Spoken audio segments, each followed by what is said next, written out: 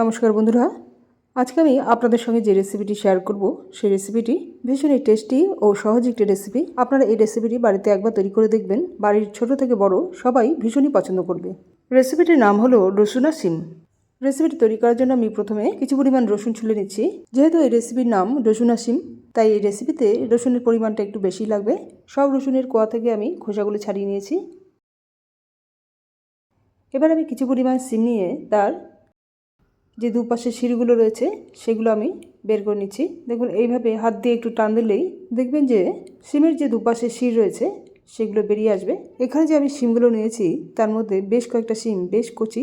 এই কচি শিমগুলোর শির এখনও তৈরি হয়নি। এইভাবেই আমি সব শিমগুলোর দুপাশে শিরগুলো বের করে নেব। বন্ধুরা, রেসিপিটি আপনারা দেখুন। দেখে রেসিপিটা যদি আপনাদের ভালো লেগে থাকে তাহলে এই রেসিপিটাকে লাইক ও শেয়ার করে দেবেন। আর নতুন বন্ধুদের কাছে এই চ্যানেলটিকে সাবস্ক্রাইব করে দেওয়ার জন্য অনুরোধ রইল। দেখুন, ঠিক এইভাবেই সব শিমগুলোর দুপাশের শিরগুলো বের করে নিয়েছি। এবার একটা কড়াইতে কিছু পরিমাণ সর্ষে তেল দিয়ে তেলটাকে গরম করে নেব।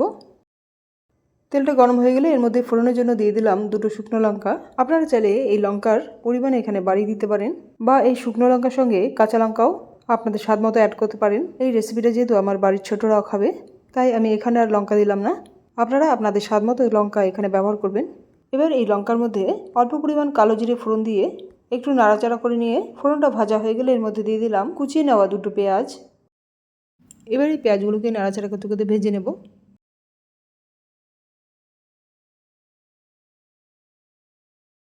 পেঁয়াজগুলো এইরকম ভাজা হয়ে গেলে এর মধ্যে দিয়ে দিলাম ছোটো ছোটো করে কেটে নেওয়া একটা টমেটো, স্বাদ মতো নুন আর পরিমাণ মতো হলুদ। এবার এই সমস্ত উপকরণগুলোকে একসঙ্গে ভালো করে মিক্স করে নিয়ে নাড়াচাড়া করতে থাকবো যতক্ষণ পর্যন্ত টমেটোগুলো একদম নরম না হয়ে যাচ্ছে।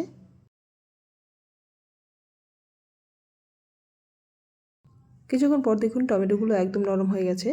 আমি এই অবস্থায় এর মধ্যে দিয়ে দিলাম যে শিমগুলোর আমি দুই ধারের শিরগুলো বেছে নিয়েছিলাম, সেগুলোকে এইরকম ছোটো ছোটো টুকরো করে নিয়ে কড়াইতে দিয়ে দিলাম। এবার কড়াইয়ের মধ্যেকার এই সমস্ত উপকরণগুলোকে একসঙ্গে ভালো করে মিক্স করে নিয়ে একটা ঢাকনা দিয়ে ঢেকে এই রেসিপিটাকে কিছুক্ষণ ধরে রান্না করে নেবো যতক্ষণ পর্যন্ত এই শিমগুলো একদম নরম না হয়ে যাচ্ছে। কিছুক্ষণ পরেই দেখুন শিমগুলো একদম নরম হয়ে গেছে।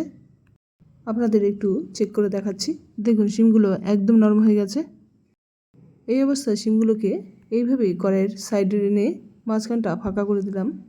এই ফাঁকা জায়গার মধ্যে একটু সর্ষের তেল দিয়ে দিলাম।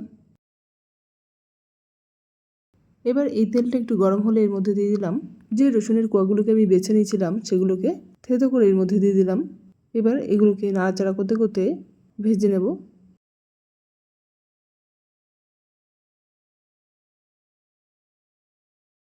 কিছুক্ষণ পরেই দেখুন রসুনগুলো একদম ভাজা হয়ে গেছে ভালো করে।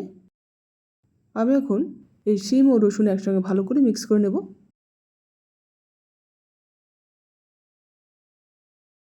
মিক্স করতে করতে এই শিমগুলোকে এইভাবে হালকা একটু ম্যাশ করে নেব।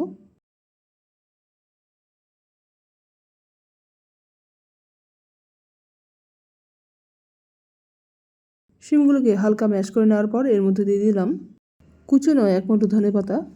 এবার এই ধনেপাতা এই শিমের সঙ্গে ভালো করে মিক্স করে নেব।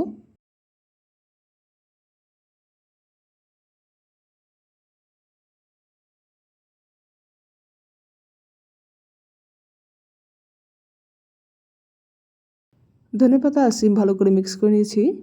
রেসিপিটি সার্ভ করার জন্য একদম রেডি। বন্ধুরা, এই রেসিপিটি আপনাদের কেমন লাগলো তা কমেন্ট করে জানাতে কিন্তু একদমই ভুলবেন না। তাহলে বন্ধুরা, আজ এই পর্যন্তই। আবার আপনাদের সঙ্গে দেখা হচ্ছে পরের এক নতুন রেসিপিতে। Thank you.